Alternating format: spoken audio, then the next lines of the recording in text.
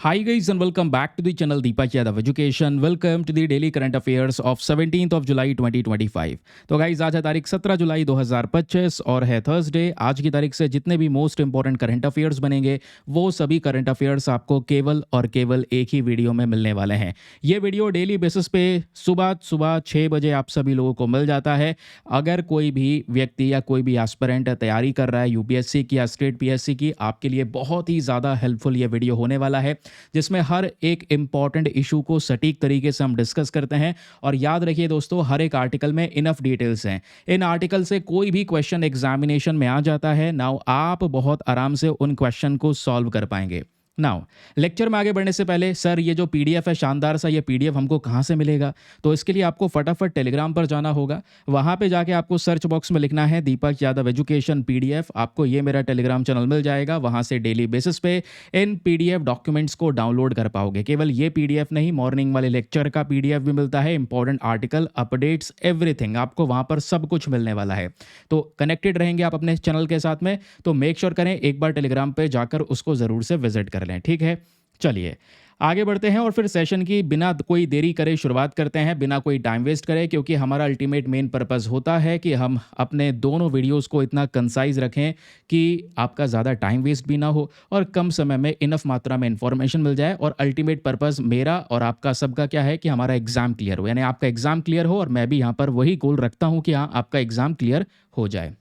ठीक है, चलिए आर्टिकल नंबर 1, ये जो टॉपिक है GS paper number 3 defence and security के पॉइंट ऑफ व्यू से इंपॉर्टेंट है। एग्जैक्टली मैटर क्या है? तो यहाँ पे हम बात करने वाले हैं patriot air defence missile system के बारे में। अब दोस्तों, अगर आप लोग बहुत अच्छे से चीज़ों को पढ़ रहे हैं, अगर आप सीरियस एस्पिरेंट है, तो आपने देखा होगा यूपीएससी ने प्रीवियस ईयर में थार्ड को लेकर क्वेश्चन पूछा है। ये भी एयर डिफेंस सिस्टम है, लेकिन ये यूएसए का सिस्टम है। ठीक है, उसके अलावा दोस्तों देखोगे बैराक मिसाइल सिस्टम को लेकर यूपीएससी ने क्वेश्चन पूछा है। तो नेक्स्ट ईयर जो है उसमें S-400 और patriot air defence missile system के बारे में क्वेश्चन पूछने की संभावनाएं बढ़ जाती हैं। S-400 तो रेगुलर बेसिस पे हम डिस्कस करते हुए आ रहे हैं ना। यहाँ पे बात हो रही है patriot air defence missile system के बारे में। तो दोस्तों, रीसेंट खबर जो पब्लिश हुई है, पहले इस खबर पे नज़र डाल लेते हैं ताकि आपको क्लैरिटी मिले कि हम एग्जैक्टली पढ़ क्यों रहे हैं। आपने इंडियन एक्सप्रेस का न्यूज़पेपर देखा होगा, उसमें आर्टिकल कहता है कि यूएस के प्रेसिडेंट डोनाल्ड ट्रंप ने हाल ही में अनाउंस कर दिया है कि रशिया से अगर टक्कर लेनी है तो यूक्रेन को सपोर्ट करना होगा, और यूक्रेन को सपोर्ट करने के लिए अमेरिका अपना पैट्रियट मिसाइल सिस्टम भेज रहा है यूक्रेन में। याद रखिए, तो यूक्रेन के पास में ये ताकत होगी कि रशिया के जो हवाई हमले हैं, क्योंकि हमने रिसेंटली क्या देखा, ये देखा कि रशिया यूक्रेन पे अटैक कर रहा है, यूक्रेन रशिया पे अटैक कर रहा है, लेकिन अटैक करने के तरीके क्या हैं? नॉर्मली ये लोग ड्रोन्स दाग रहे हैं एक दूसरे के ऊपर, जैसे स्पाइडर वेब करके एक ऑपरेशन चलाया था यूक्रेन ने। तो यूक्रेन ने कितने सारे ड्रोन्स दागे रशिया के ऊपर, और रिसेंटली दोस्तों यहाँ पे रशिया ने 750 से ज़्यादा ड्रोन्स यूक्रेन के ऊपर में दागे। तो ये हवा में उड़ते हुए आते हुए जो ड्रोन हैं, इनको हवा में ही मार के गिरा देना। हमारे टेरिटरी में ये ड्रोन कभी गिरे ही ना, ये हमारा मेन पर्पस होता है। इसी के लिए हम इस प्रकार से एयर डिफेंस मिसाइल सिस्टम को डेवलप करते हैं। तो अभी जैसे S-400 काम करता है, आपने ऑपरेशन सिंदूर में देखा, जैसे पाकिस्तान ने बहुत सारे तुर्की वाले जो ड्रोन है, तुर्की के ड्रोन्स हमारे ऊपर दागे, लेकिन हमने हवा में ही उन ड्रोन्स को मार के गिरा दिया। क्यों? क्योंकि रशिया के S-400 से हमको मदद मिली, वो एयर डिफेंस सिस्टम है। तो ये पैट्रियट भी एयर डिफेंस सिस्टम है। तो यूक्रेन को यहाँ पर भेजने की तैयारी हो रही है ताकि यूक्रेन रशिया के साथ इस वॉर में टिक सके। रशिया अगर अपनी साइड से ड्रोन, मिसाइल या कोई और एरियल स्ट्राइक दागता है तो उसको हवा में ही मार के गिरा दे यूक्रेन। ये बेसिकली यहाँ पर यूएसए चाहता है। अब ये तो आपको न्यूज़ यानी खबर समझ में आ गया। अब एग्जाम में आप लोगों से पूछा जाएगा कि बताइए सर ये पैट्रियट एयर डिफेंस सिस्टम है क्या और ये वर्क कैसे करता है। इसका फुल फॉर्म है phased array tracking radar for intercept on target. ये इसका एक पर्टिकुलर फुल फॉर्म है। ये किस प्रकार का मिसाइल है तो एयर डिफेंस सिस्टम, लेकिन इसमें से जो मिसाइल जाती है वो सरफेस टू एयर मिसाइल है, यानी कि हम अपने सतह से हवा में अपना मिसाइल को दागते हैं। याद रखिए, और जो ये मिसाइल है हर ऑल्टीट्यूड के लिए, लो लेवल पर भी काम करेगा, ऊंचाई पर भी काम करेगा, कैसा भी क्लाइमेटिक कंडीशन क्यों ना हो, कैसा भी वेदर क्यों ना हो, आराम से हर एक वेदर में बेहतरीन तरीके से हम अपने टारगेट को हिट कर सकते हैं। तो इस मिसाइल का पर्पस क्या है? पर्पस है दुश्मन के एयरक्राफ्ट को हवा में ही मार के गिरा देना। उसके साथ साथ दुश्मन अगर हमारे ऊपर बलिस्टिक मिसाइल दागता है, दुश्मन क्रूज मिसाइल दागता है, ड्रोन्स अगर हमारे ऊपर में फायर करता है, दुश्मन का एयरक्राफ्ट है, उन सबको हवा में मार के गिराने की ताकत आपको इस पैट्रियट मिसाइल सिस्टम में देखने को मिल जाती है। ठीक है। अब ये पैट्रियट एयर मिसाइल सिस्टम में क्या होगा, जैसे हमारे S-400 में सभी चीज़ें होती हैं वैसे इस वाले सिस्टम में भी होता है। पैट्रियट में 3 कंपोनेंट्स आपको देखने को मिलेंगे। पहला है रडार, क्योंकि अल्टीमेटली रडार ही तो बताएगा कि भाई दुश्मन का हमला हो चुका है। आप मान लो पैट्रियट एयर डिफेंस सिस्टम को यूक्रेन के पास में पहुंचा दिया, तो यूक्रेन को ये 3 यूनिट्स मिलेंगे। पहला रडार मिलेगा, दूसरा कंट्रोल स्टेशन मिलेगा और तीसरा मिसाइल लॉन्चर मिलेगा। तो एक पैट्रियट मिसाइल सिस्टम में 3 चीज़ें होती हैं। रडार का काम होता है कि आता हुआ जो ये अटैक है, अगर दुश्मन का ड्रोन आ रहा है तो उसको पता तो चले। तो रडार वो डिटेक्ट करने का काम करता है कि हाँ भाई ड्रोन से हमला हो चुका है, और डिटेक्ट करने के बाद में एक माइक्रोवेव सिग्नल देगा कंट्रोल स्टेशन को। कंट्रोल स्टेशन यहाँ पर ये सिग्नल देगा मिसाइल लॉन्चर को कि भाई मिसाइल दागो, ये आ गई है दुश्मन की मिसाइल। तो पैट्रियट मिसाइल लॉन्चर सिस्टम को यहाँ पर ये मैसेज मिलेगा, इसमें से मिसाइल निकलेगी, दुश्मन के मिसाइल को हवा में ही डिस्ट्रॉय कर दिया जाएगा। तो ये कुछ तरीका होता है, मतलब इसके वर्किंग प्रोसेस का। अब क्वेश्चन यह है इसका डेवलपर कौन है, किसने बनाया है? तो सिंपल सी बात है, अमेरिका ने डेवलप किया है। लेकिन अमेरिका की एक कंपनी है जिसका नाम है रेथियोन टेक्नोलॉजीज कॉरपोरेशन। ये यूएस का एरोस्पेस डिफेंस कॉन्ट्रैक्टर कंपनी है, तो इन्होंने इसको डेवलप किया है। और आज ये जो पैट्रियट एयर डिफेंस सिस्टम है, ये यूएसए के साथ साथ बहुत सारे देश इस्तेमाल करते हैं। फॉर एग्जाम्पल यूएसए तो प्राइमरी यूज़र है ही, इवन उसका मैन्युफैक्चरर भी है। लेकिन दूसरे कंट्रीज़ के देखोगे तो जर्मनी यूज़ करता है, इजराइल यूज़ करता है, Japan, Saudi Arabia, UAE, south Korea, Poland, Spain, Qatar, Netherland, Romania, Taiwan, ये सभी देश दोस्तों आज के समय पर patriot air defence missile system का इस्तेमाल करते हैं, याद रखना है। आगे बढ़े। अब इतिहास देखोगे तो यहाँ पर इस सिस्टम का यूज़ किस तरीके से हुआ है, ज़रा इसके बारे में बात करते हैं। देखो, पहली बार ये patriot air defence system gulf war में यूज़ हुआ था 1991 में। 1991 में एग्जैक्टली होता क्या है कि जो इराक है, इराक नाम का जो देश है, इन्होंने स्कड मिसाइल से दाग दिए इजराइल, कुवैत और सऊदी अरेबिया पे।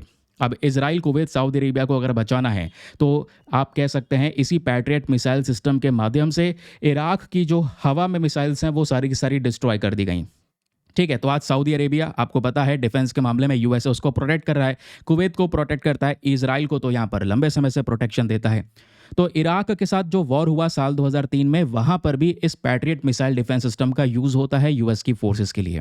तो आज ये सिस्टम लगातार इस्तेमाल हो रहा है, दुनिया भर में इसकी काफ़ी चर्चाएं होती हैं, पिछले कुछ समय पर बहुत पॉपुलर भी हुआ है, तो एग्जाम में क्वेश्चन बनने के चांसेस भी हैं। ठीक है, मैं आपको बता चुका हूँ इसमें क्या क्या कंपोनेंट्स होते हैं। सबसे पहला इसमें एक रडार होता है, दूसरा इसमें एक कंट्रोल स्टेशन होता है, तीसरा इसमें लॉन्चर होता है। और इसमें से जो मिसाइल निकलती है वो 2 टाइप्स की मिसाइल हैं, PAC-2 and PAC-3 missile. In missile में ताकत ये भी है कि दुश्मन के मिसाइल को भेदा जा सके हवा में, दूसरा यहाँ पे दुश्मन के एयरक्राफ्ट, ड्रोन, उसको तबाह किया जा सके। दोनों ताकत इस मिसाइल में देखने को मिल जाती है। हमें 3 सोल्जर्स की ज़रूरत पड़ती है इस मिसाइल सिस्टम को चलाने के लिए, एक्चुअल इसमें से फायरिंग करने के लिए। इसके टाइप्स की बात करेंगे दोस्तों, तो ये जो पैट्रियट सिस्टम है इसके 2 टाइप्स हैं, 2 मिसाइल्स हैं। मैंने आपको बताया PAC-2 एंड PAC-3। ठीक है, जो यहाँ पर इसकी दोनों क्षमता है, एक तो दुश्मन का बैलिस्टिक मिसाइल हो, किस प्रकार का मिसाइल हो, उसको सीधा भेदना, हमारी साइड में गिरने ही ना देना, हमारे लोगों को प्रोटेक्ट करना। दूसरा, अगर दुश्मन का एयरक्राफ्ट भी पीछे पीछे आ रहा है, क्रूज मिसाइल आ रही है, उसको भी हमारे मार के गिरा देना। चाहे क्रूज मिसाइल हो, बैलिस्टिक मिसाइल्स हो, सब चीज़ को यहाँ पर ये डील कर सकता है पैट्रियट एयर डिफेंस सिस्टम। अच्छा, क्वेश्चन ये आएगा, सर पैट्रियट की रेंज कितनी है? क्योंकि रशिया का जो हम S-400 पढ़ते हैं, तो S-400 मतलब वो 400 किलोमीटर रेंज तक की टारगेट को रशिया का जो एयर डिफेंस सिस्टम है वो भेद सकता है। लेकिन ये यूएसए के पैट्रियट एयर डिफेंस सिस्टम का ये एग्जैक्ट रेंज कितना है? तो इसका रेंज है दोस्तों 160 किलोमीटर्स तक। ये डिपेंड करता है उसके वर्जन पर। तो 24 किलोमीटर से ऊंचाई पर ज़्यादा जा सकता है, 24 किलोमीटर से ज़्यादा ऊंचाई पर जा सकता है। रडार 150 किलोमीटर से ज़्यादा दूरी पर वर्क कर सकता है। और मिसाइल जो यहाँ से निकाली जाएगी, यानी मिसाइल जो इसमें से निकलती है, वो 160 किलोमीटर दूरी पर हमारा जो दुश्मन प्रेजेंट है उसको डिस्ट्रॉय करने की ताकत रखता है। आगे आते हैं। नाउ, ये जो आर्टिकल है ये तो मैंने समाप्त कर दिया, लेकिन दोस्तों एक चीज़ शुरू की है मैंने कि भाई आपका पूरा का पूरा ये आर्टिकल है, मान लो फटाक से आपको रिवीजन करना है, वो कैसे करें? सर पीडीएफ में क्या हम दोबारा से पढ़ें? चाहो तो आप पीडीएफ में ये रिवीजन पढ़ सकते हैं। जो भी चीज़ें मैंने आपको बताई हैं ये मैंने 6 पॉइंट्स में यहाँ पर मेंशन कर दिया है। ठीक है, कि पैट्रियट एयर डिफेंस सिस्टम क्या है, किसने डेवलप किया, कौन कौन से मिसाइल हैं, 15 से ज़्यादा कंट्री इस्तेमाल कर रही है, रेंज कितना है, पहली बार कहाँ पे इस्तेमाल हुआ, काम खत्म। और अभी न्यूज़ में क्यों है? क्योंकि यूक्रेन में भेजा जा रहा है, ताकि रशिया के अटैक्स को यूक्रेन भेज सके। समझ गए? तो एक छोटी सी समरी भी यहाँ पर दे दी गई है, जिसको आप रिवाइज कर पाएंगे। तो पीडीएफ को ज़रूर से जाके डाउनलोड कर लेना। कहाँ से? वही अपने टेलीग्राम वाले ग्रुप से यार। टेलीग्राम पर ग्रुप है ना, दीपक यादव एजुकेशन PDF। लगभग 59,000 से ज़्यादा लोग जुड़ चुके हैं। जब तक आप जुड़ोगे हो सकता है 60,000 लोग जुड़ जाएं। ठीक है, तो कॉन्ग्रेचुलेशंस आप सभी लोगों को। ग्रुप में 60,000 लोग होने वाले हैं, अभी होने वाले हैं, उससे पहले ही एडवांस में कॉन्ग्रेचुलेशन दे रहा हूँ। ठीक है, तो जाके यहाँ पर पीडीएफ मिल जाएगा वहाँ से। चलो, अगला जो न्यूज़ आर्टिकल है दोस्तों वो है तुंगभद्रा रिवर को लेकर। अब कोई भी नदी है तो दोस्तों नदी हमारे सिलेबस में ज्योग्राफी का हिस्सा होती है, तो ज्योग्राफी कहाँ पे आता है? जीएस पेपर नंबर 1 में आता है। तो भाई तुंगभद्रा रिवर रिसेंटली न्यूज़ में आई। न्यूज़ में इसलिए आई क्योंकि इंडियन एक्सप्रेस उठा लो, चाहे द हिंदू उठा लो, वहाँ पे एक खबर छप रही है कि कर्नाटका के अंदर में कुछ यंगस्टर्स हैं, नौजवान बच्चे, ठीक है, तुंगभद्रा नदी से उनकी जो बॉडीज़ हैं वो रिसीव करी गई हैं। वो जो बॉडीज़ हैं वो डेड बॉडी निकाली गई हैं उस नदी से, जिस वजह से तुंगभद्रा रिवर अभी के समय पर न्यूज़ में बनी हुई है। अगर हम एग्जामिनेशन के पर्सपेक्टिव से बात करें दोस्तों डायरेक्टली, तो आपको इस नदी के बारे में, नदी पे कौन सा डैम है, और तीसरी चीज़ नदी की कुछ इंपॉर्टेंट ट्राइब्यूटरीज यानी सहायक नदी, बस ये 3 से 4 चीज़ें पता होनी चाहिए। अब ये कहाँ पर है, आइए मैं आपको बहुत सरल शब्दों में समझाता हूँ। जब हम तुंगभद्रा नदी की बात करते हैं, अपने पास क्या 1-2 मैप और हैं? नहीं भाई, हमने एक मैप इस्तेमाल किया है और ये भी इनफ है यार, बेटर तरीके से आपको समझाने की ताकत रखता है। देखो दोस्तों, यहाँ पे ये अपना पेनिनसुलर इंडिया है, ये अपना पेनिनसुलर इंडिया वाला हिस्सा है, ठीक है। इधर देखोगे तो ये जो नदी आ रही है, कहोगे ये तो कृष्णा नदी है, तुंगभद्रा थोड़ी है। तो मैंने कब बोला तुंगभद्रा है? मैं भी तो कह रहा हूँ हाँ कृष्णा नदी है। तो कृष्णा नदी आई फ्लो करती हुई इस तरीके से बे ऑफ बंगाल, इधर बंगाल की खाड़ी में गिर जाती है, ठीक है। अब यहाँ पर देखोगे तो ये है तुंगभद्रा नदी। ये वर्ड जो है ना तुंगभद्रा, ये 2 नदियों से मिलकर बना है।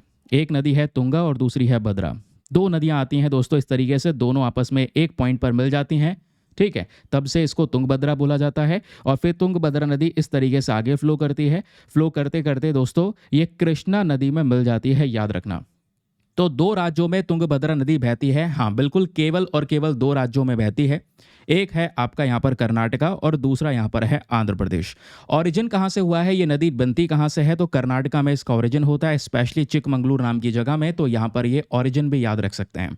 फिर दूसरी बात जो याद रखनी है कि ये जो नदी है वो कृष्णा नदी की इंपॉर्टेंट सहायक नदी है, ट्राइब्यूटरी है, ठीक है। तो तुंगभद्रा किसकी ट्राइब्यूटरी है? कृष्णा नदी की ट्राइब्यूटरी है, याद रखिएगा। एग्जाम में ऐसे बहुत क्वेश्चन होते हैं, मैं आपको एग्जाम्पल देता हूं, चाहो तो सर्च कर लो ब्रह्मपुत्रा की ट्राइब्यूटरीज को लेकर, यूपीएससी प्रीवियस ईयर क्वेश्चन डाल देना, मिल जाएगा आपको प्रश्न। एग्जाम्पल मैंने आपको यहाँ पर बता दिया हाथों हाथ, ठीक है। तो तुंगभद्रा की बात हो गई। हमारे सदर्न इंडिया में एक मेजर रिवर के तौर पे कंसिडर किया जाता है। कृष्णा नदी की जो है एक इंपॉर्टेंट सहायक नदी मानी जाती है। 2 राज्यों से ये बहती है। क्वेश्चन बन सकता है कौन से 2 राज्यों में बहती है? कर्नाटका और आंध्र प्रदेश। कर्नाटका से यहाँ पर ओरिजिन होता है और आंध्र प्रदेश से बहते बहते वो सीधा कृष्णा नदी में मिल जाती है, ठीक है। ओरिजिन हमने डिस्कस कर लिया, स्टेट्स हमने डिस्कस कर लिया, और कृष्णा नदी आपको पता है कि भाई जब कृष्णा नदी में मिलती है ना तुंगभद्रा, तो वो कौन सा पॉइंट है? वो जगह आंध्र प्रदेश में है और उस जगह को हम बोलते हैं संगमलेश्वरम। यहाँ पे वो नदी मिलती है कृष्णा नदी में। और फिर फाइनली कृष्णा नदी आगे बहते बहते बे ऑफ बंगाल में गिर जाती है, जो हमने ऑलरेडी अभी मैप में कवर कर लिया, ठीक है। अच्छा, एक चीज़ और है वेरी वेरी इंपॉर्टेंट, आप लोगों से बन सकता है कि बताओ क्वेश्चन, रायचूर द्याऊब ये नाम की जो जगह है या जो रीजन है, ये रीजन कहाँ पे है? ये वो ज़मीन है जो कृष्णा और तुंगभद्रा नदी के बीच में है, ठीक है भाई। ये जो कृष्णा नदी है, अभी एक सेकंड रुको, मैप देख लेते हैं वापस से। ये अपनी कृष्णा नदी है, ये तुंगभद्रा है, बीच में ये जो जगह बची है ना, बीच में जगह खाली है भाई। 2 बड़ी बड़ी नदियां हैं, पानी बहता है इनमें, और ये जो बीच की जगह बचती है, ये बीच की जगह काफ़ी फर्टाइल है, उपजाऊ है, बहुत सारा पानी मिलता है, तो खेती बहुत यहाँ पर होती है। तो इस जगह को हम बोलते हैं रायकुर दाव। क्वेश्चन बन जाए, रायकुर दाव नाम का जो ये रीजन है कौन से 2 नदियों के बीच में है? तो कृष्णा और तुंगभद्रा के बीच में है। ये तीसरा पॉइंट यहाँ पर आपको मिल जाएगा।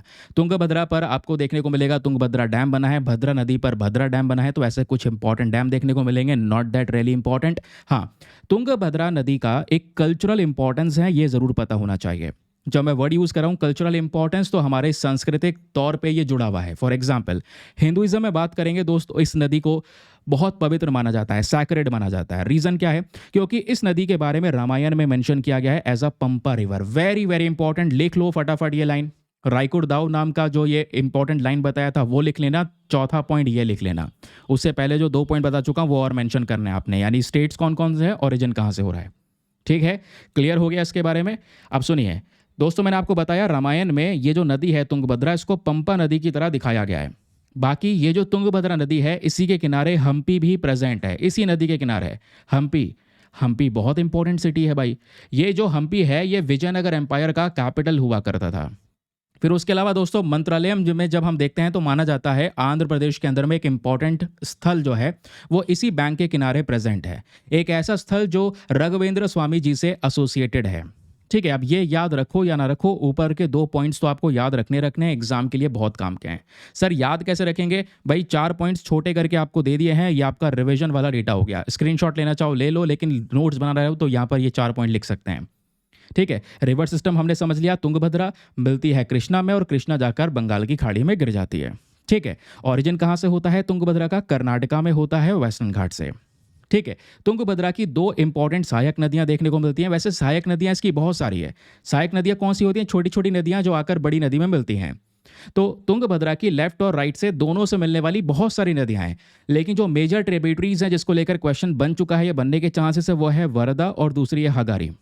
तो ये 2 इंपॉर्टेंट ट्राइब्यूटरीज हैं किसकी? तुंगभद्रा की। फिर रायकोट दोब के बारे में मेंशन कर रखा था, ये वो जमीन है जो कृष्णा और तुंगभद्रा नदी के बीच में आपको प्रेजेंट देखने को मिलेगा। तुंगभद्रा नदी के ऊपर में तुंगभद्रा डैम देखने को मिलता है और इस डैम से बहुत सारा जो पानी है वो सिंचाई के लिए इस्तेमाल होता है। बाकी बचा कुचा पानी से बिजली बनाई जाती है, यानी हाइड्रो इलेक्ट्रिसिटी भी मतलब यहाँ पे प्रोड्यूस की जाती है।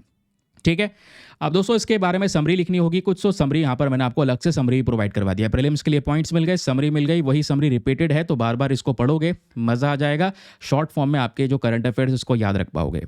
चलें आगे, अगला न्यूज़ आर्टिकल आता है हमारा ये वाला। जो थर्ड न्यूज़ आर्टिकल है बात करता है बैराक वैली के बारे में एंड बैराक रिवर के बारे में। अब दोस्तों अभी हम लोगों ने तुंगभद्रा नदी पढ़ा, अब बात करने वाले हैं वैली के बारे में। वैली क्या होती है? ये भी ज्योग्राफी का कॉन्सेप्ट है। वैली कई बार हम इसको घाटी कह देते हैं। वैली का सिनेरियो कैसा होता है भाई? 2 साइड से इस तरीके से पहाड़ हैं, ठीक है, ये पहाड़ हैं, बीच से नदी बह रही है, तो हम इसको बोलते हैं जो यहाँ पर चारों तरफ से पहाड़ हैं, बीचों बीच में नदी है, बीच का जो ये हिस्सा है ये क्या कहलाता है? वैली कहलाती है, घाटी कहलाती है। तो एक्चुअली में क्या हुआ है, बैराक वैली जो प्रेजेंट है दोस्तों, ये मेनली असम में आपको देखने को मिल जाती है।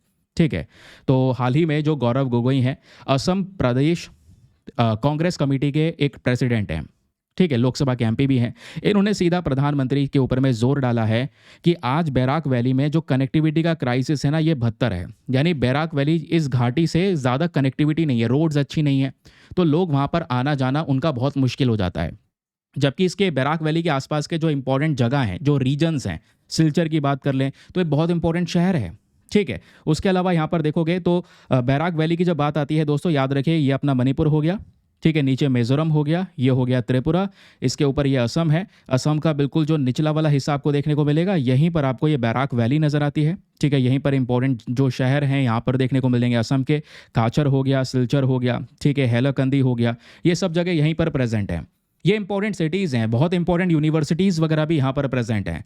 तो अगर अगर रोड्स वगैरह अच्छे से नहीं होंगी तो लोग यहाँ पे आना जाना कैसे कर पाएंगे? तो इस क्वेश्चन को उठाया गया है प्रधानमंत्री के सामने कि सर वहाँ पे इंफ्रास्ट्रक्चर अच्छा नहीं है, स्पेशली कनेक्टिविटी इंफ्रास्ट्रक्चर, तो इसको इम्प्रूव करने पर थोड़ा सा जोर दिया जाए, थोड़ा सा फोकस किया जाए, जिस वजह से ये न्यूज़ में आ गया। तो आपको क्या क्या याद रखना है? सबसे पहले आप लोगों से पूछ लेगा वो बैराक वैली का लोकेशन बताइए, तो आप बताएंगे असम के सदर्न मोस्ट रीजन पे है, क्योंकि असम का पूरा मैप ये है, असम का जो साउथ वाला हिस्सा है यहीं पर ये बैराक वैली प्रेजेंट है। ठीक है, जो बैराक वैली है यहीं पर एक नदी गुजरती है जिसका नाम है बैराक रिवर, दोनों का नाम मतलब बैराक वैली और बैराक रिवर, नाम में बैराक प्रेजेंट है। कौन कौन से डिस्ट्रिक्ट्स कवर होते हैं दोस्तों बैराक वैली से? काचर, हैलाकंदी और करीमगंज, ये 3 इंपॉर्टेंट डिस्ट्रिक्ट्स आपको देखने को मिलेंगे। ये रहा करीमगंज, ये रहा हैलाकंदी, ये रहा यहाँ पर काचर, ऊपर सिलचर भी है। तो ये 4-5 डिस्ट्रिक्ट्स आपको देखने को मिलेंगे, असम के इंपॉर्टेंट डिस्ट्रिक्ट्स हैं जो यहाँ पे कवर होते हैं। मेजर सिटी जो है, शहर की बात करूँ, मेजर शहर वो सिलचर है, एजुकेशनल और कमर्शियल हब है यहाँ पर। ठीक है, उसके अलावा 9% असम का जोग्राफिकल एरिया यहाँ पर प्रेजेंट है, और ये जो जगह है ये पूरा वैली बॉर्डर बनाता है मिजोरम, मेघालय, मणिपुर, त्रिपुरा, बांग्लादेश के साथ में।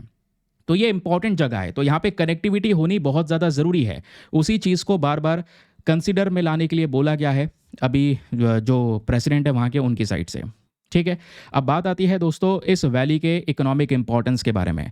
इस वैली के आसपास जगह देखोगे ना, क्योंकि ये जो पहाड़ियाँ हैं चारों तरफ, बीच की घाटी है वैली, इसमें एक नदी बहती है बैराक रिवर, और वो जो जगह है ना, नदी की वजह से यहाँ की जो मिट्टी है वो काफ़ी ज़्यादा फर्टाइल है।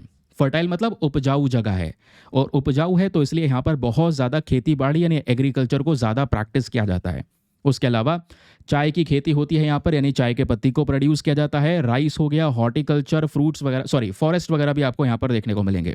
सिलचर की बात करेंगे तो मैंने आपको पहले बता दिया है, सिलचर एक एजुकेशनल हब है, बड़े बड़े इंस्टीट्यूशंस असम के यहीं पर प्रेजेंट है। इवन असम यूनिवर्सिटी यहाँ पर है, NIT सिलचर भी यहाँ पर आपको देखने को मिल जाता है। तो भाई कनेक्टिविटी तो बनानी पड़ेगी। यही तो क्वेश्चन है कि भाई जब इतने सब कुछ हैं, ये इतने बड़े बड़े हब हैं, तो कनेक्टिविटी क्राइसिस का कोई सवाल होना नहीं चाहिए था, क्योंकि आज जो कनेक्टिविटी रूट्स यहाँ पर हैं वो प्रेजेंट नहीं है।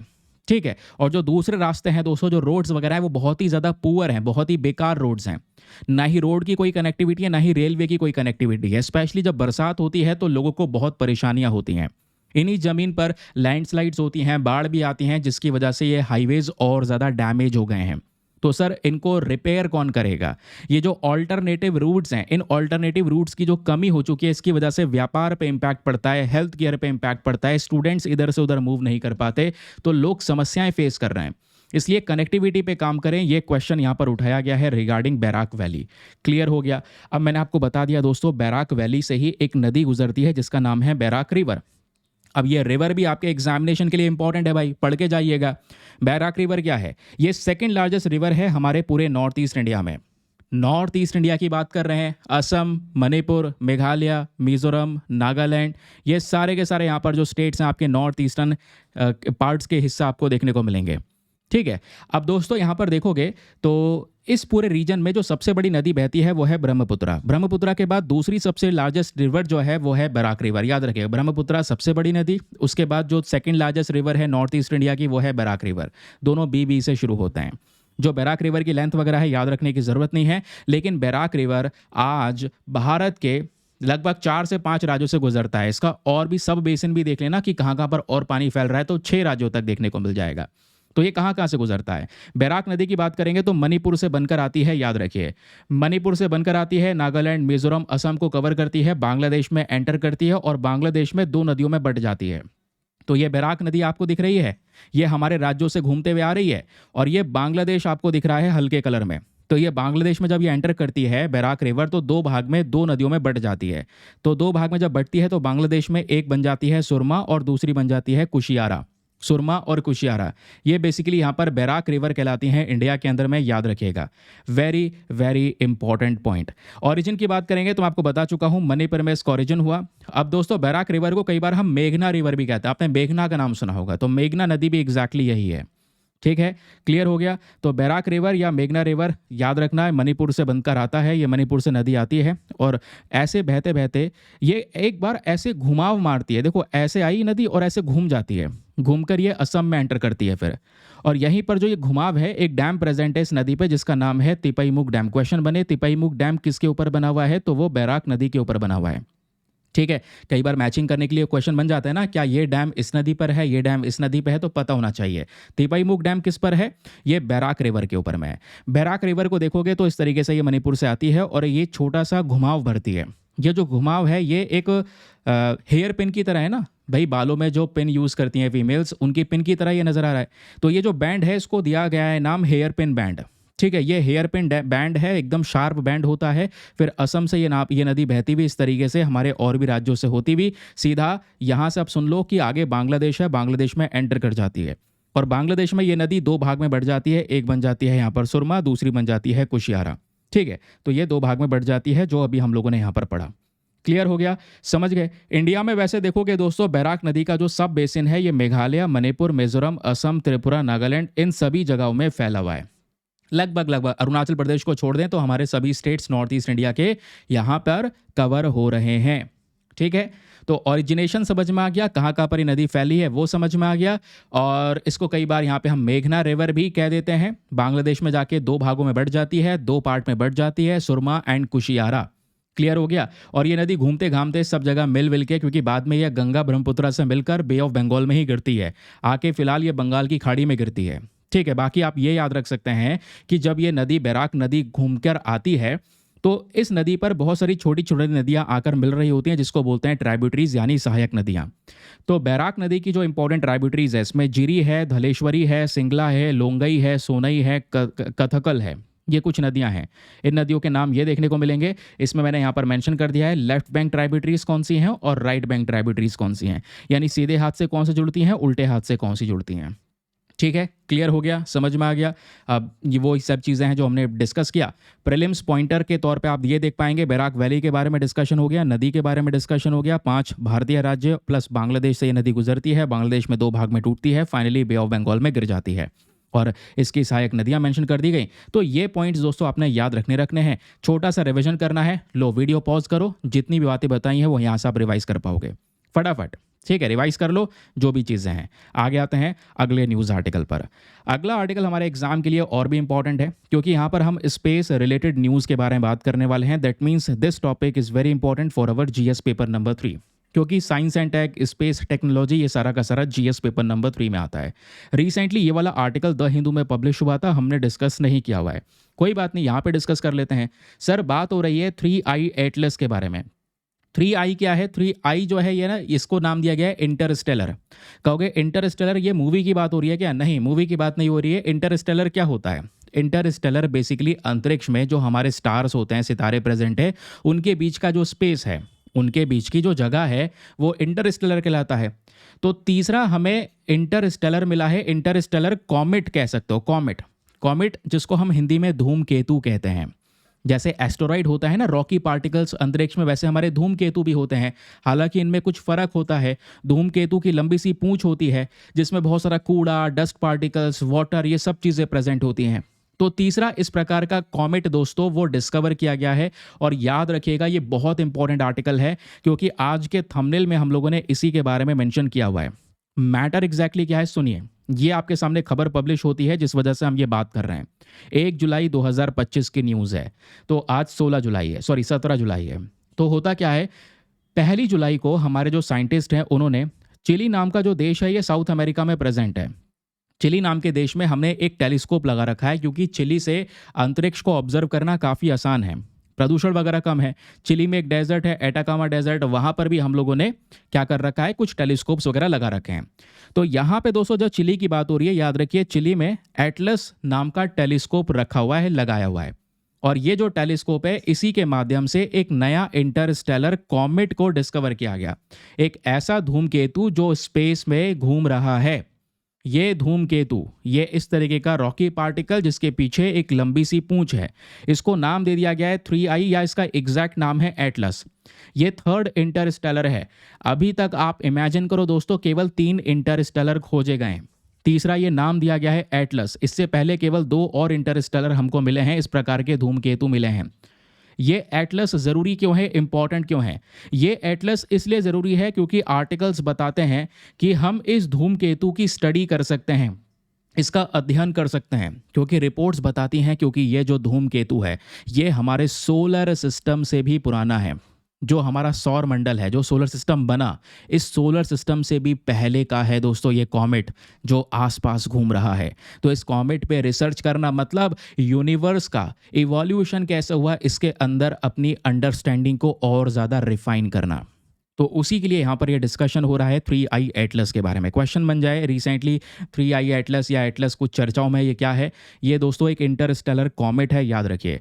अब पहला क्वेश्चन, सर ये कॉमेट होता क्या है? और मैं आपको बता दूं, ये इस प्रकार का तीसरा कॉमेट है जो डिस्कवर करा गया है। इससे पहले 2 कॉमेट्स और डिस्कवर करे गए हैं। भाई नोट्स अगर बना रहे हो तो ये तीनों नाम लिख लेना, एग्जाम के लिए सुपर डुपर इंपॉर्टेंट, बिल्कुल बहुत ज़्यादा इंपॉर्टेंट।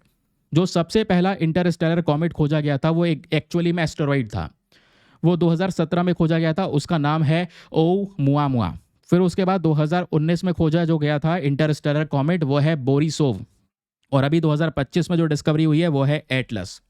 ठीक है, तो ये नाम दिए जा सकते हैं कि भाई ये नाम रिसेंटली चर्चाओं में था। ये क्या है? ये सारे के सारे इंटरस्टेलर कॉमेट हैं। ठीक है, क्लियर हो गया। इनके साइज़ बहुत बड़े हैं यार। जो ऊपर इंटरस्टेलर एस्टेरॉइड है, इसका साइज़ 100 मीटर से भी छोटा है, लेकिन बोरिसोव का 1 किलोमीटर है। एटलस का अभी तक का सबसे बड़ा साइज़ 10 से 30 किलोमीटर है। इसकी लंबी सी पूंछ है, बहुत सारे डस्ट पार्टिकल्स उसमें प्रेजेंट हैं। अब क्वेश्चन यही आता है, सर ये कॉमेट होता क्या है? आओ दोस्तों, इसके लिए मैं आपको ये बहुत डिटेल से एक फ़ोटो लेकर आया हूँ आप सभी लोगों के लिए, ताकि आप चीज़ों को समझ सकें। सर कॉमेट क्या होता है? अगर आप स्पेस देखोगे, अंतरिक्ष देखोगे, तो अंतरिक्ष में बहुत सारे रॉकी पार्टिकल्स तैर रहे हैं। तो एस्टेरॉइड हम कई बार पढ़ते हैं, मीटियोरॉइड पढ़ते हैं, मीटियोर पढ़ते हैं, मीटियोराइट पढ़ते हैं। तो ये तो आपको पता है। एस्टेरॉइड क्या है? एस्टेरॉइड एक चट्टान, रॉक जो अंतरिक्ष में प्रेजेंट है, समझ गए, जो इधर उधर तैर रही है, हमारे सूर्य को ऑर्बिट कर रही है। अब एस्टेरॉइड को लेकर हमारे अंतरिक्ष में एक बेल्ट होती है, एस्टेरॉइड बेल्ट।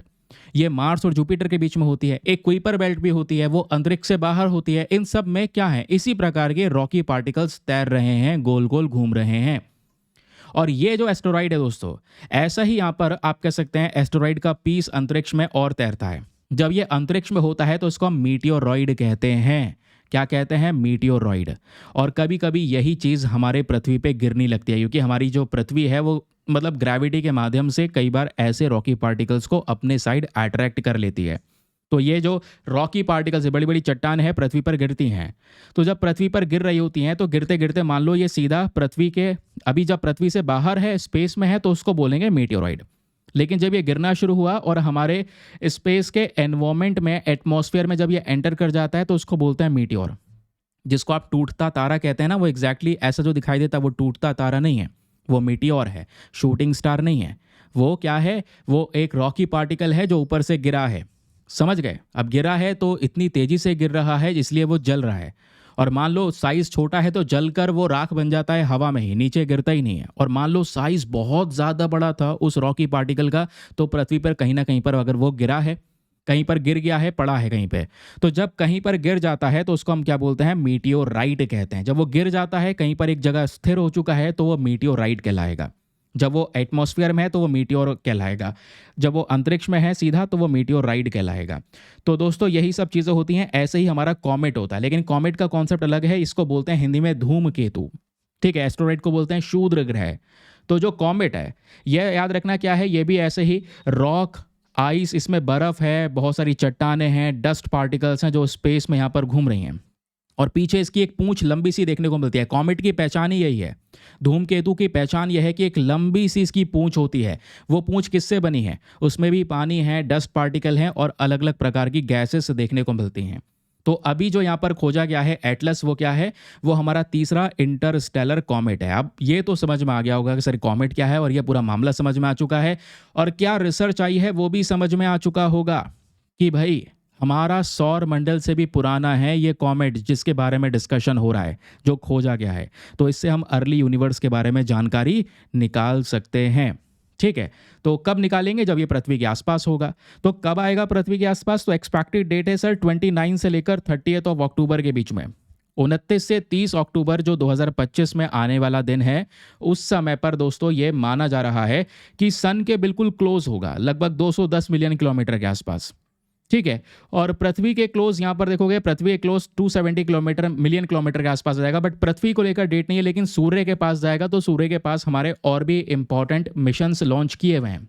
तो कोशिश करेंगे वो इस धूमकेतु को भी स्टडी करें, ताकि धूमकेतु के बारे में जानकारी मिले और हमारे यूनिवर्स में, अर्ली यूनिवर्स में क्या क्या हुआ, सौर मंडल से पहले स्थिति कैसी थी, उसके बारे में जानकारी निकाल सकें। क्योंकि ये कॉमेट, ये धूमकेतु सौर मंडल से भी पुराना है। आई होप आपको ये क्लैरिटी मिल चुकी है, समझ में आ गया है। अब एग्जाम में इतना ज़्यादा डिटेल से कुछ नहीं पूछा जाएगा, जितना बता दिया याद रखिएगा। एग्जैक्टली एटलस क्या है, आगे सुनिए। इसको किसने खोजा है? तो हम लोगों ने, मैंने बताया ना, चिली में हमने एक टेलीस्कोप का इस्तेमाल किया है, एटलस। तो जो ये टेलीस्कोप है एटलस, इसका फुल फॉर्म है asteroid terrestrial impact last alert system, और इसी के नाम पे वो नाम रख दिया एटलस। तो स्टार्टिंग में ये तारीख थी 14 जून 2025, जब हमको इस एस्टेरॉइड के बारे में पता चला। फाइनली अब सारी इंफॉर्मेशन आ गई, तो जिस वजह से खबर पब्लिश हो गई और अभी के समय पर ये चर्चाओं में है। तो जब हम कॉमेट की बात करते हैं, धूमकेतु की बात करते हैं, तो कॉमेट आपको पता चल चुका है आईसी बॉडीज हैं, जिसमें बर्फ है, गैसेस हैं, चट्टान है, डस्ट पार्टिकल्स है, ये सब चीज़ें प्रेजेंट हैं। जो सबसे फेमस कॉमेट है, सबसे फेमस धूमकेतु है अभी तक का, वो है हैली कॉमेट। ये हर 76 साल बाद हमको दिखाई पड़ता है। एवरी 76 ईयर्स बाद यहाँ पर ये अपीयर होता है। हैली कॉमेट के बारे में बात हो रही है। क्लियर हो गया? तो प्रीलिम्स के लिए क्या क्या याद रखना है? ये इन्फॉर्मेशन है कि सर ये एटलस इंटरस्टेलर कॉमेट है। ठीक है, ये ऊर्ट क्लाउड या कुइपर बेल्ट से बिलोंग नहीं करता। कुइपर बेल्ट जो हमारे सौरमंडल के बाहर है। ये कौन से ऑर्बिट में काम करता है? हाइपरबॉलिक ऑर्बिट में काम करता है। हाइपरबॉलिक ऑर्बिट, अब आपने सुना होगा अंतरिक्ष में 3 प्रकार के ऑर्बिट सुने होंगे, सर्कुलर ऑर्बिट, इलेप्टिकल ऑर्बिट और हाइपरबॉलिक ऑर्बिट। जो हमारा पूरा सौर मंडल है, सोलर सिस्टम है, सोलर सिस्टम में जितने भी ग्रह हैं वो सब किसका चक्कर लगा रहे हैं? वो सब अल्टीमेटली सूर्य का ही तो चक्कर लगा रहे हैं। तो सूर्य का चक्कर लगा रही है हमारी पृथ्वी। लेकिन क्या बिल्कुल सर्कुलर ऑर्बिट होता है, बिल्कुल गोल ऑर्बिट? नहीं सर, वो बिल्कुल गोल ऑर्बिट नहीं होता। आपने देखा होगा कभी कभी सूर्य के बहुत करीब होती है पृथ्वी, कभी दूर चली जाती है। क्यों? क्योंकि ये ऑर्बिट जो मैंने बनाया हुआ है, ये जो देख रहे हैं, वो इस तरीके से नहीं है। तो ये ऑर्बिट एग्जैक्टली है कैसे? ये ऑर्बिट दोस्तों देखोगे तो ये ऐसे है, एक तरफ पास है सूर्य के, एक तरफ दूर है। ऐसे ऑर्बिट्स को एलिप्टिकल ऑर्बिट कहते हैं। फिर ऐसा ही एक होता है हाइपरबॉलिक ऑर्बिट, जो बेसिकली यहाँ पर कह सकते हैं हाइपरबॉलिक ऑर्बिट एक तरफ से ज़्यादा पास होगा और दूसरी तरफ से ज़्यादा दूर होगा। तो ये जो कॉमेट है वो इसी तरीके से घूम रहा है सूर्य के आसपास भी। एक बार वो बहुत पास आ जाता है सूर्य से और दूसरी बार बहुत दूर चले जाता है। तो ऐसे हमारे पास में 3 इंटरस्टेलर ऑब्जेक्ट्स आ चुके हैं। एक आपका नाम है ओमुआ, दूसरा यहाँ पर है बोरिसोव और तीसरा यहाँ पर आ चुका है एटलस। काम खत्म, इतना याद रखना है दोस्त मेरे। चलिए आगे आते हैं नेक्स्ट आर्टिकल पर। अगला न्यूज़ आर्टिकल बात करता है अदिति स्कीम के बारे में, एंड वेरी वेरी इंपॉर्टेंट, क्योंकि ये टॉपिक आपका GS paper number 2 government policies के पॉइंट ऑफ व्यू से इंपॉर्टेंट है। तो सुनिए यहाँ पर एग्जैक्टली क्या मैटर चल रहा है। मैटर यह है, ये न्यूज़ क्या है, खबर आपके सामने प्रेजेंट है दोस्तों। हमारा जो मिनिस्ट्री ऑफ पावर है, मिनिस्ट्री ऑफ पावर ने एक बॉडी के माध्यम से, जिसका नाम है ब्यूरो ऑफ एनर्जी एफिशिएंसी, इस बॉडी के माध्यम से अदिति स्कीम को लॉन्च कर दिया है। तो ये जो स्कीम है इसका मेन पर्पस है जितने भी हमारे इंडस्ट्रियल एनर्जी एफिशिएंसी है उसको बूस्ट करना। यानी जो छोटे छोटे बिजनेस हैं यार, जिसको हम एमएसएमई कहते हैं, माइक्रो स्मॉल मीडियम एंटरप्राइजेस, छोटे छोटे जितने भी हमारे बिजनेस प्रेजेंट हैं, उन सभी बिजनेस में जो हम एनर्जी का यूज़ कर रहे हैं वो एनर्जी को एफिशिएंट तरीके से, बेटर तरीके से इस्तेमाल करना, ताकि जो कॉस्ट है एनर्जी की वो थोड़ी सी इंप्रूव हो जाए। तो इसके लिए यहाँ पे अदिति स्कीम को लॉन्च किया गया है। तो क्वेश्चन आप लोगों से बन सकता है अदिति स्कीम के बारे में 2-3 बातें हैं जो याद रखनी है, उसके अलावा आपने कुछ याद नहीं रखना है, बस खाली ये 2 पैराग्राफ हैं जो पढ़ने हैं। क्वेश्चन बन जाए अदिति, तो यह है assistance in deploying energy efficiency technologies in industries and establishment. क्या होता है? अगर आपने प्रीवियस ईयर क्वेश्चंस देखे हैं तो स्कीम के बारे में ज़्यादातर जो सवाल बनते हैं वो कैसे बनते हैं कि सर ये इस स्कीम का मेन पर्पस क्या है, इसका मेन गोल क्या है, मेन एम क्या है, मेन ऑब्जेक्टिव क्या है। तो इसका मेन ऑब्जेक्टिव है एनर्जी एफिशिएंसी पे काम करना। तो ये फ्लैगशिप स्कीम है, ब्यूरो ऑफ एनर्जी एफिशिएंसी के अंडर में है। इसको डिज़ाइन किया गया है ताकि छोटे छोटे बिजनेस यानी माइक्रो स्मॉल मीडियम एंटरप्राइजेस, छोटे छोटे बिजनेस जो बेसिकली क्या कर रहे हैं, आज इलेक्ट्रिसिटी का यूज़ कर रहे हैं, वो जितना भी एनर्जी का इस्तेमाल कर रहे हैं वो एनर्जी एफिशिएंट टेक्नोलॉजीज़ का इस्तेमाल करें, जिससे जो एनर्जी है ज़्यादा पॉल्यूटेड भी ना हो और एनर्जी में जो कॉस्ट है दोस्तों वो भी यहाँ पे कम हो जाए। अल्टीमेटली हमारा ये मेन पर्पज़ है अदिति स्कीम के अंदर। और ऐसा क्यों? क्योंकि अदिति स्कीम में हमारे मेन ऑब्जेक्टिव्स हैं। मेन ऑब्जेक्टिव इसमें क्या हो गया भाई, आपको समझ में आ चुका है, अच्छी टेक्नोलॉजी को प्रमोट करना। अच्छी टेक्नोलॉजी को प्रमोट करेंगे तो ज़्यादा इलेक्ट्रिसिटी को बचा पाएंगे, ज़्यादा इलेक्ट्रिसिटी वेस्ट नहीं होगी, बस खाली ये मेन पर्पज़ है। और ये काम छोटे छोटे बिजनेसेस को सपोर्ट करने के लिए दिया गया है। छोटे बिजनेस को बाकायदा इसके लिए अदिति स्कीम के तहत सरकार लोन देगी, लोन में छूट मिलेगी, 2% 3% के आसपास रिडक्शन मिलेगा। समझ गए? इन सब चीज़ों से क्या होगा, इन सब चीज़ों से हम प्रदूषण को कंट्रोल कर पाएंगे। और इंडिया का जो नेट जीरो एमिशन टारगेट है 2070 तक, भारत वादा कर चुका है दुनिया से कि 2070 के बाद हम ये पोल्यूशन नहीं करेंगे। तो इंडिया को इस जर्नी में सपोर्ट करेगा, ये क्लाइमेट गोल्स में सपोर्ट करेगी अदिति स्कीम। क्वेश्चन बन सकता है क्या अदिति स्कीम क्लाइमेट गोल में सपोर्ट करेगी? बिल्कुल।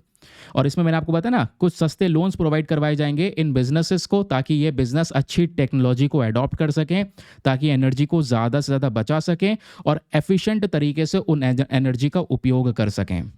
फिर यहीं पर एक और इंपॉर्टेंट क्वेश्चन बनता है। क्वेश्चन यह है, सर वो कौन कौन से छोटे छोटे बिजनेस होंगे जिनको ये फायदे मिलने वाले हैं? तो उद्यम रजिस्टर्ड एमएसएमईज होने वाली हैं। यानी जो उद्यम पोर्टल बनाया गया है जिसमें माइक्रो स्मॉल मीडियम एंटरप्राइजेस, ये जो छोटी छोटी इंडस्ट्रीज़ को रजिस्टर किया जाता है, तो इसमें भी उद्यम रजिस्टर्ड इंडस्ट्रीज़ होने वाली हैं, ये एंटरप्राइजेस होने वाले हैं।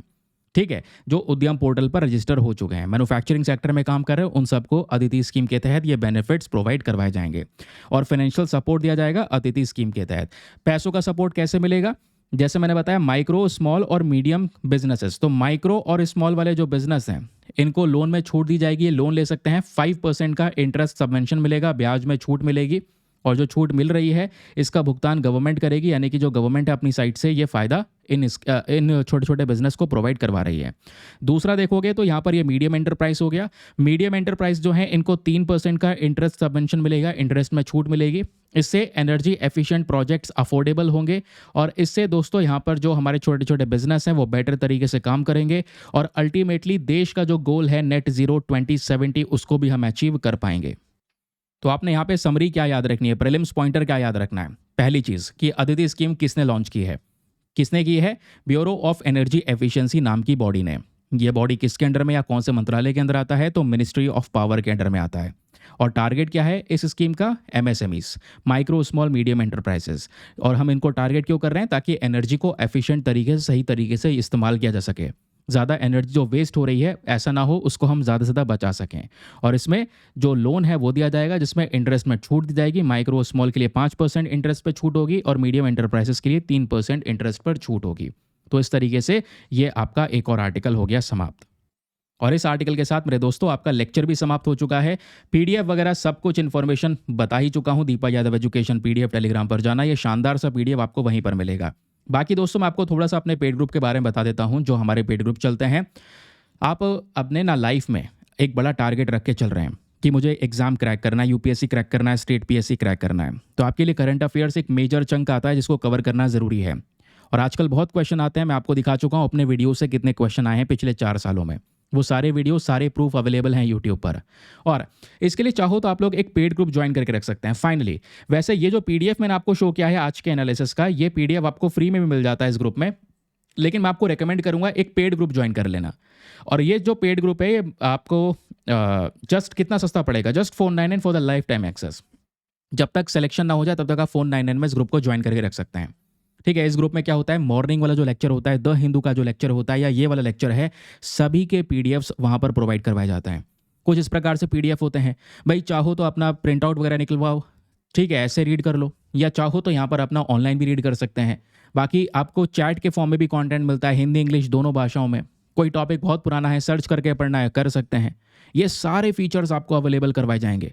पुराना कंटेंट भी आपको मिलेगा इस ग्रुप के अंदर में। ये टेलीग्राम ग्रुप है और इस ग्रुप को यहाँ पर ज्वाइन करने के लिए करना क्या है, व्हाट्सएप पर जाना है सबसे पहले आपको, और इस नंबर पर मैसेज करना है 8534873368, ये नंबर है। इस पर मैसेज कर देना कि sir I want to join this group, मैं ये ग्रुप ज्वाइन करना चाहता हूँ, ग्रुप ज्वाइन करना चाहती हूँ। आपको वहाँ पर इन्फॉर्मेशन शेयर की जाएगी, डेमो वीडियो का लिंक दिया जाएगा, उसको देख लेना, चेक कर लेना और अपने आप को सेटिस्फाई करने के बाद में जाकर ये इन्वेस्टमेंट ज़रूर से कर लेना।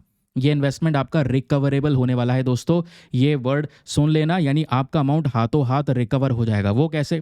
वो इसलिए क्योंकि जो आप ग्रुप ज्वाइन कर लोगे, ग्रुप में एंट्री ले लोगे, तो डेली जो पीडीएफ्स अपलोड हो रहे हैं वो तो आपको मिलेंगे, लेकिन साथ ही साथ में दोस्तों पुराना जितना कंटेंट है वो भी सारा आपके हाथ में आ जाएगा। तो अमाउंट हाथों हाथ आपका रिकवर हो जाएगा। ठीक है, तो चलिए फिर सेशन को करते हैं समाप्त। आई होप आपको मज़ा आया होगा और अपने फीडबैक वगैरह ज़रूर से लिखिए। कुछ और एडिशनल चीज़ें चाहते हैं, कुछ हटवाना चाहते हैं, प्लीज़ अपना फीडबैक मेंशन करे करो नीचे कमेंट सेक्शन में। आज के लिए bye bye, have a nice day, thank you and जय हिंद।